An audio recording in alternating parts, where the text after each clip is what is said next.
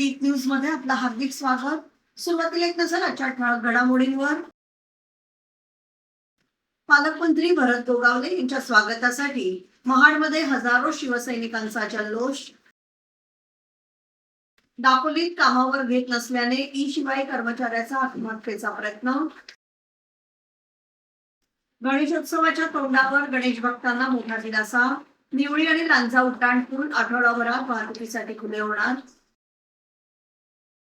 सहजीवन शिक्षण संस्थेच्या ICS महाविद्यालयामध्ये रानभाजी महोत्सव 2026 आयोजन। आणि दाभोळकर हत्या प्रकरणातील सूत्रधारांचा शोध घ्या, अंधश्रद्धा निर्मूलन समितीची शासनाकडे मागणी। आता पाहूया सविस्तर वृत्त। रायगड जिल्ह्याच्या पालकमंत्रीपदी नियुक्त झाल्यानंतर मंत्री भरत गोगावले यांचं त्यांच्या गृहक्षेत्र महाडमध्ये जल्लोषात स्वागत करण्यात आलं। पालकमंत्री भरत गोगावले यांच्या स्वागतासाठी महाड आणि पोलादपूर विधानसभा मतदारसंघातील हजारो शिवसैनिक एकवटले होते। महाड येथील डॉक्टर बाबासाहेब आंबेडकर राष्ट्रीय स्मारकापासून छत्रपती शिवाजी महाराज चौकापर्यंत मंत्री भरत गोगावले यांच्या स्वागतासाठी भव्य जुलूस काढण्यात आला। या जुलूसामध्ये त्यांच्या पत्नी सुषमा गोगावले तसेच कुटुंबियांसहित सर्व सहभागी झाले होते।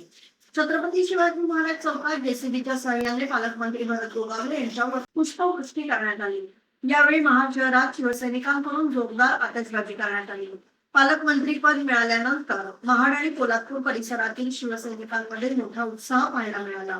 हजारो कार्यकर्त्यांच्या उपस्थितीत भरत गोगावले यांचं भव्य स्वागत करण्यात आलं। दापोलीत कामावर घेत नसल्याच्या कारणातून ई-शिवाय कर्मचारी प्रथमेश केळकर यांनी फिनेल प्राशन करून आत्महत्येचा प्रयत्न केल्याची घटना समोर आली आहे। फिनेल प्राशन केल्यानंतर प्रथमेश केळकर यांना तातडीने दापोली उपजिल्हा रुग्णालयात दाखल करण्यात आलं। त्यानंतर त्यांच्यावर वैद्यकीय उपचार सुरू आहेत। कामावर घेत नसल्याच्या कारणातून त्यांनी हे टोकाचं पाऊल उचलल्याची प्राथमिक माहिती समोर आली आहे। या घटनेमुळे ई-शिवाय कर्मचाऱ्यांच्या कामकाजाचा आणि रोजगाराचा प्रश्न पुन्हा एकदा ऐरणीवर आला आहे। दरम्यान या घटनेबाबत अधिकृत तपशील आणि पुढील माहिती मिळणं बाकी आहे। सांगा तुमचा तुम्ही चंद्रकांत केळकर काय झालं? सदर 7 तारखेपर्यंत ड्युटी थांबवण्यात आली आमची आणि वारंवार योगेश गौरव हे मोबाईलवर म्हणजे ड्रायव्हरांना सांगत आहेत की याला काढायची आहे, याला गाडीवरनं काढायची आहे आणि याची ऑडिओ क्लिप माझ्याकडे आहे सध्यांतरी। आणि 10 दिवस आज ड्युटीवरनं मी नाही आहे। एवढी बेकार परिस्थिती आहे सध्या आमची। त्याच्यावर आम्ही डेपोत विचारायला जात असताना रोज टाळाटाळ करत होते। आज शेवटी एवढा पर्याय मार्ग आमच्याकडे राहिला की त्यांच्याकडे माणसं नाहीत की मोऱ्या कंपनीची ट्रांची कोण त्याला उत्तर देईल। याला सर्वस्व जबाबदार योगेश गौरव, प्रथमेश खोत, गणेश गारे आणि किशोर देसाई राहतील। नमस्कार, मी अमोल माडकर, ई-शिवाई चालक दापोली। आज तुम्हाला इथे बोलवण्याचं कारण एवढंच आहे की गेले 8 दिवस तुम्ही आमच्या ई-शिवाई चालकांची जे समस्या आहेत त्या शाखेत दापोलीकरांना माहितीच आहे। पण आम्ही कंपनीला सातत्याने विचारतोय की तुम्ही आम्हाला कामावर बाबा तुम्ही आम्हाला 10 दिवस इथे थांबवलेले आहे, ते कशासाठी थांबवलेले आहे? आणि त्यांनी जे आमच्यावर आरोप केले की ही लोक दारू पिऊन इथे येतात, त्याच्यानंतर गाड्या ह्यांच्या मार्फत गाड्या ठोकल्या जातात आणि ही लोक इथे येऊन दहशत निर्माण करतात, तर अशा सरपंच त्यांनी आमच्यावर गुन्हे लावलेले। तर आम्ही त्यांना निवेदन दिलेलं आहे की तुम्ही आम्हाला कामावरनं का कमी केले, तर लेखी स्वरूपात तुम्ही आम्हाला एक अहवाल द्या। तर यांच्याकडे कोणत्या प्रकारचा अहवाल नाही तिथे। आज आम्ही तिथे गेलो असता जाब विचारायला, कोणत्या प्रकारचा अहवाल नाही, कंपनीचे कोणते तिथे अधिकारी नाही आहेत आणि उलट आमच्या विरोधात तिथे षडयंत्र रचले जातात की यांना कामावरनं कसं काढून टाकण्यात येईल।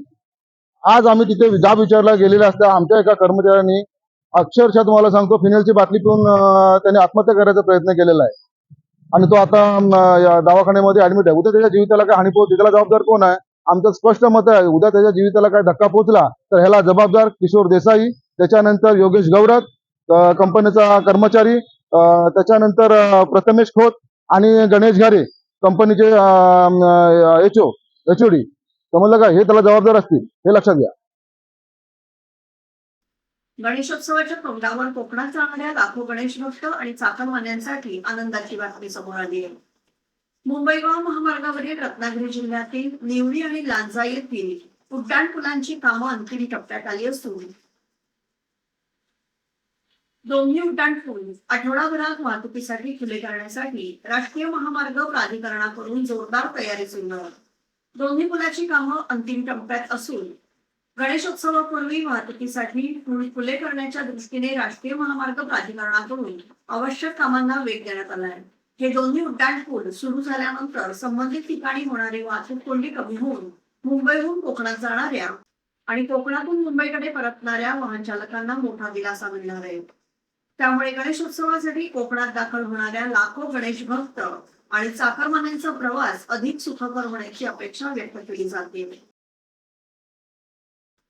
खेड येथील सहजीवन शिक्षण संस्थेच्या ICS कला वाणिज्य आणि विज्ञान महाविद्यालयामध्ये दरवर्षीप्रमाणे विज्ञान विभाग व फूड अँड कल्चरल क्लब यांच्या संयुक्त विद्यमाने दिनांक 20 ऑगस्ट 2026 रोजी रानबाजी महोत्सव 2026 आयोजित करण्यात आला.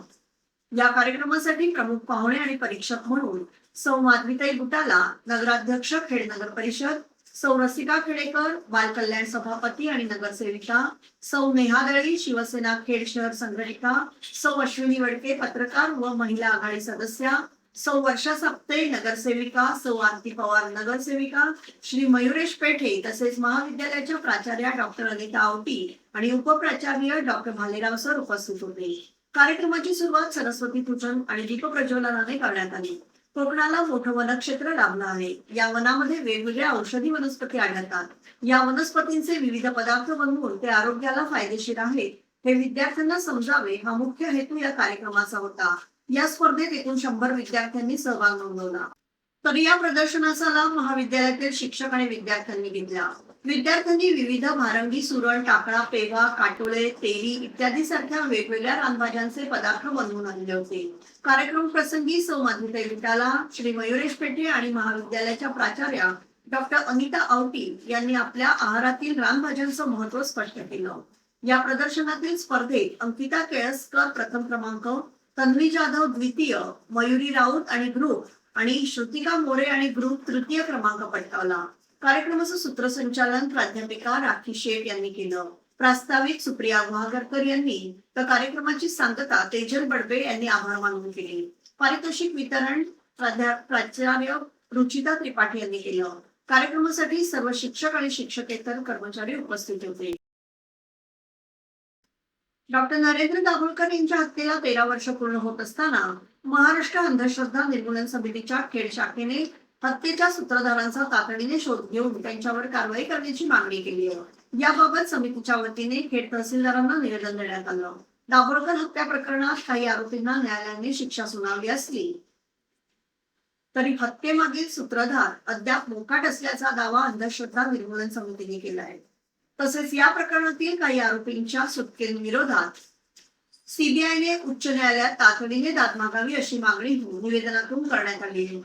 गोविंद पानसरे, MM कलबुर्गी आणि गौरी लंकेश यांच्या हत्या प्रकरणातील सूत्रधारांवरही कारवाई व्हावी अशी मागणी समितीने केली आहे.